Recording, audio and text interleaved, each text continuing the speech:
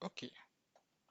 Maintenant que nous avons vu nos fichiers .conf, nous allons également aller regarder notre nouveau fichier, le nouveau fichier de notre application .py, parce que désormais le visage de notre application a changé. Voici le nouveau fichier qui est là. Voilà.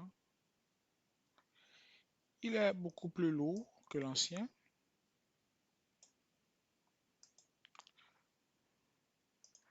Ici, c'est le mot de passe Prometheus pour y accéder. Je le mets dans le dur ici, mais en vrai, il ne devait pas rester là. En fait, je dois le mettre dans un fichier .env et les importer ici. C'est d'ailleurs ce que je vais faire. En faisant un osget env, je vais supprimer ceci. Je supprime ceci aussi.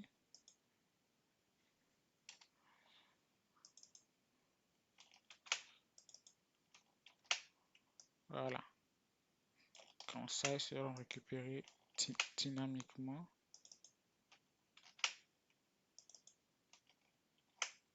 Parfait. Sauvegarder. OK. Donc ici, c'est mes mots de passe pour Prometheus ainsi que le user Prometheus qui est accès à la page métrique. OK.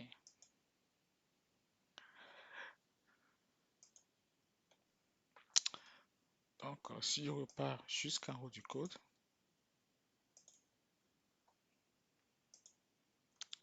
on a importé nos packages qu'on a utilisés là. Ensuite, on a configuré nos variables d'environnement ici. J'ai commenté pas mal le code pour que vous puissiez lire ça plus facilement en fait. Ensuite, ici, il s'agit des configurations des clients cloud ici. Ici de Stripe, même si je n'ai pas activé l'achat sur le site. J'ai préparé la page, mais je n'ai pas intégré la partie checkout pour payer. Parce que l'idée n'est pas de payer sur la page directement, non. C'est vous montrer comment, voilà quoi, comment procéder. Mais voilà. Ensuite, les configurations de login.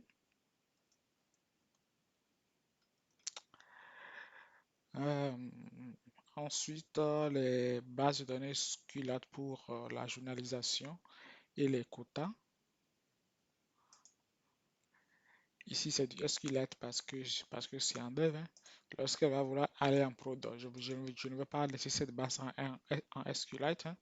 Je vais la connecter à une base directement sur le cloud en fait.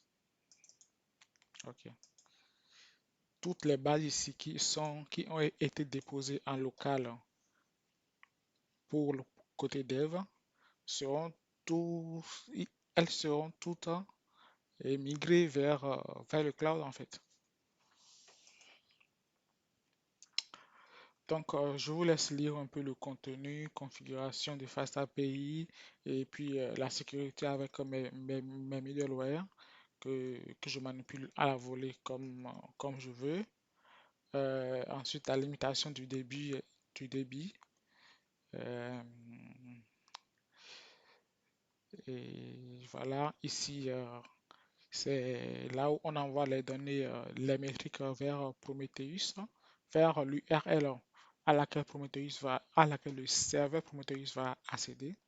Voilà. Ici, c'est un package qui permet de déposer ces informations sur cette URL-là. Ensuite, toujours côté sécurité, comme vous l'avez remarqué, j'ai fait beaucoup attention à la partie sécurité. Ensuite, la configuration de Redis pour les tokens révoqués. Quoi encore? J'ai utilisé PIDANT pour la validation des données. Quoi encore? Bon, ça, c'est des fonctions utilitaires qui sont utilisées.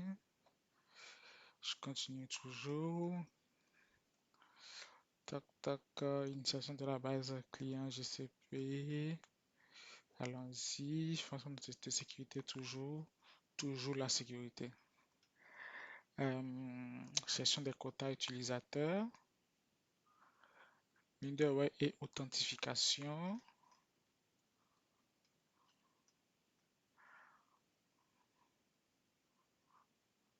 Fonction d'audit et de sécurité. Endpoint d'authentification.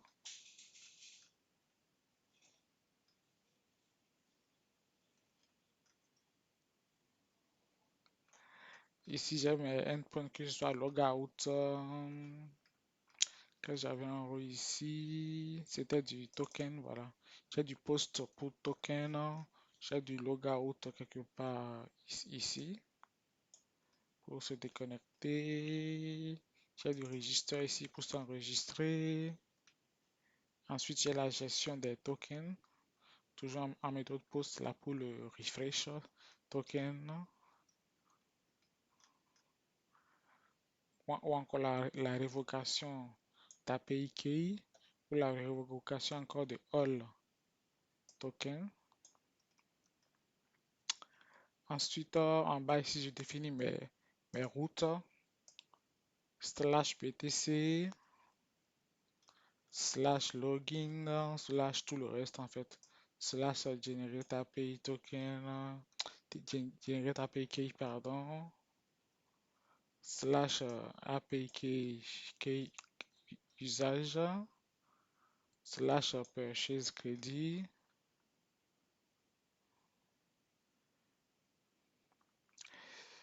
Ici, j'ai la gestion des erreurs ici.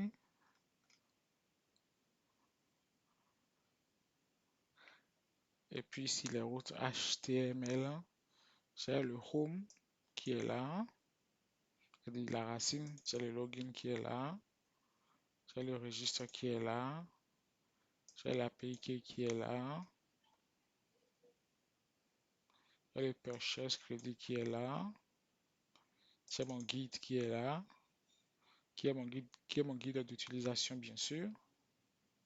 J'ai l'audit de sécurité également qui est là. Et puis j'ai mon middleware CSRF qui est juste en bas ici.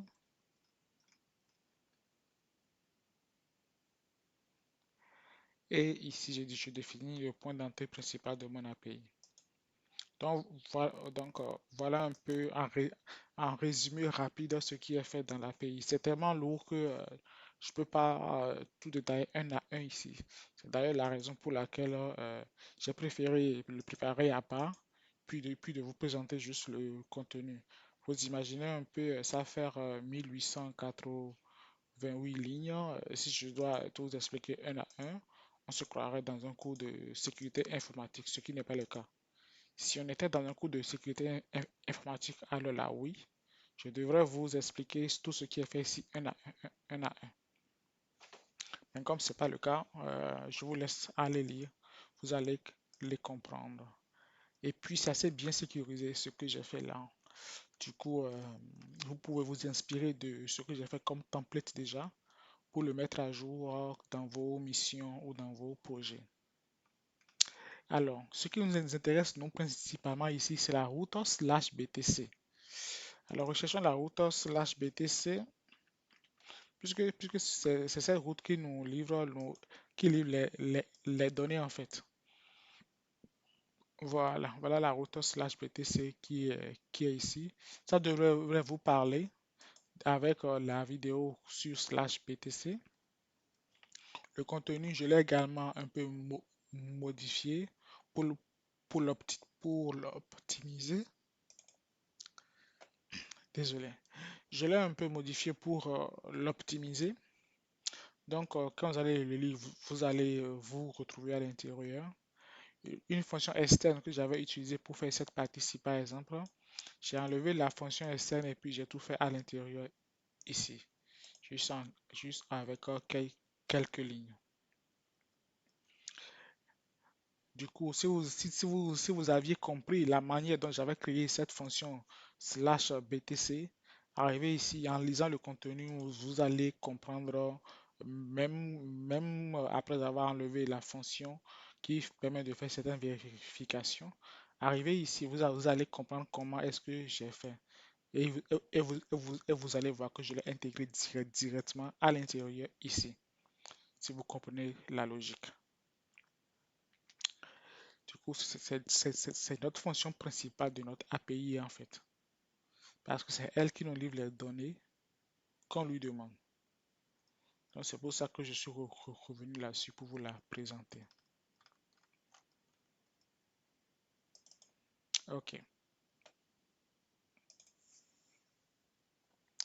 Maintenant, pour ce qui est des templates HTML qui sont utilisés, j'en ai généré dans V0304 à l'intérieur. Vous avez plusieurs templates à l'intérieur. C'est ce que j'ai utilisé. Vous avez le template de registre pour l'enregistrement, le template d'achat, le template de login, le template de home, le guide d'utilisation, le bouton de connexion. Qu'est-ce qu'il y a d'autre encore? Il y a ensuite l'audit de sécurité qui lui importe ces trois templates-là, que ce soit la sécurité table, security setup ou encore la security compliance bank ou encore la sécurité nécessaire pour un data engineer ou encore la page de génération de clés d'API. Voilà. Donc vous avez tout ça là. Donc, ceci étant, après avoir présenté tout ça, je vais revenir sur mon fichier de README qui est ici, où je vous montrerai la procédure. Donc, on a vu tout ça déjà, jusqu'ici déjà. Si vous voulez réaliser d'autres tests, vous pouvez faire des tests là. Ensuite, tout à l'heure, je vous parlais de Prometheus. Mais avant de parler de Prometheus, dans notre application, je vous ai parlé de Redis à l'intérieur. Du coup, vous pouvez lancer un Docker, un serveur Redis en fait, pour renseigner son port dans le point .env pour que notre Fast API puisse aussi connecter en fait. Une fois que vous avez votre Redis qui tourne,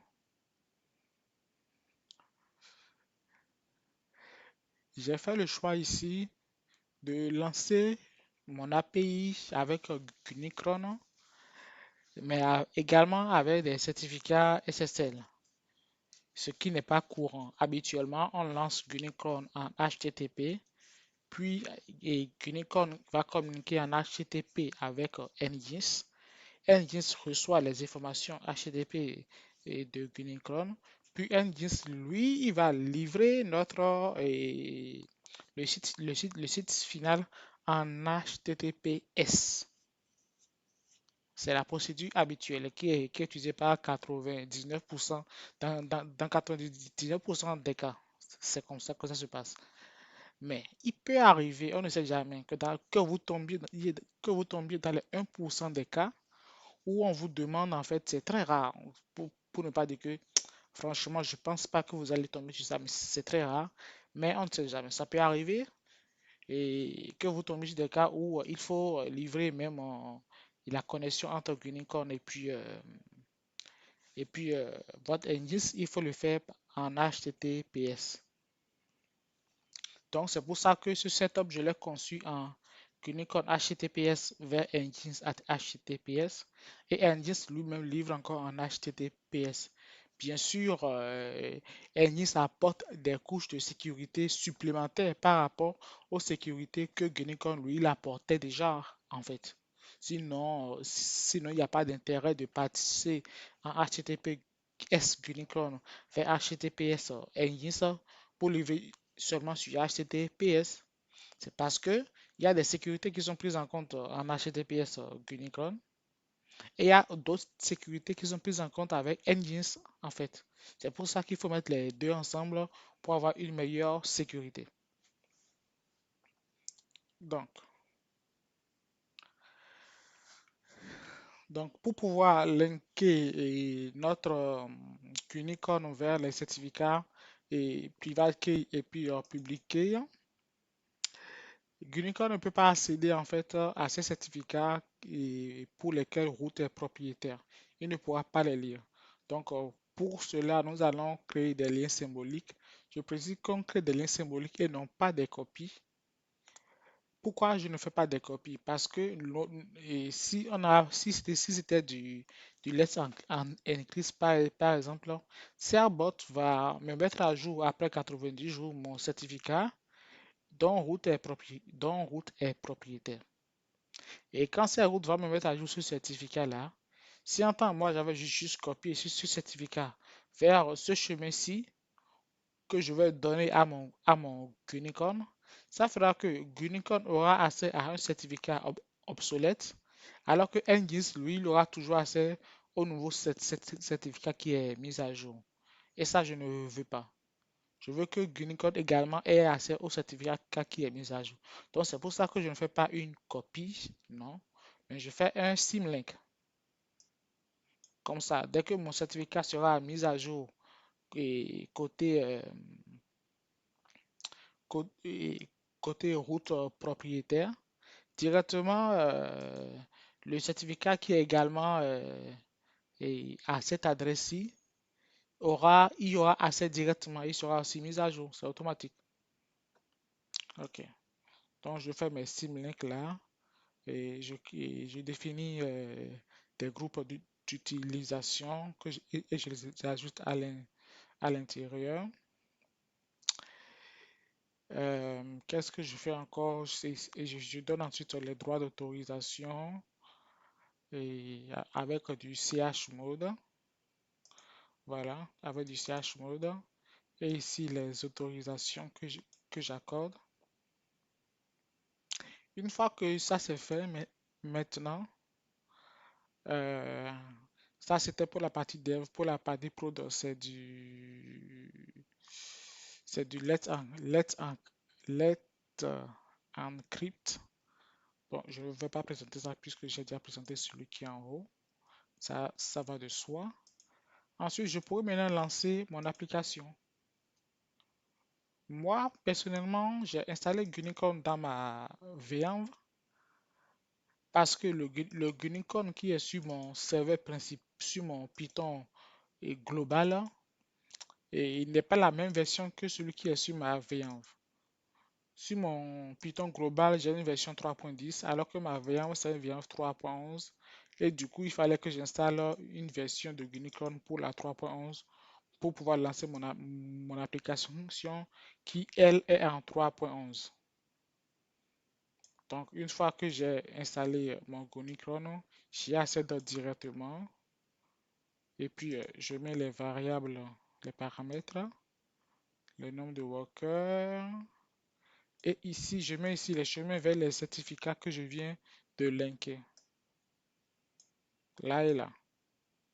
Le chemin vers les certificats que je viens de linker. Une fois que ça c'est fait maintenant, je mets le chemin vers mon API comme on sait déjà le faire. Et je lance. Donc, c'est ça que j'ai lancé. Et une fois que ça c'est lancé, j'ai eu accès à mon API directement ici, que je peux manipuler maintenant. Voilà. Alors, qu'est-ce qu'il y a encore en bas ici? Ça, c'est du bonus. Alors, qu'est-ce que j'ai mis là comme bonus? Toc, toc.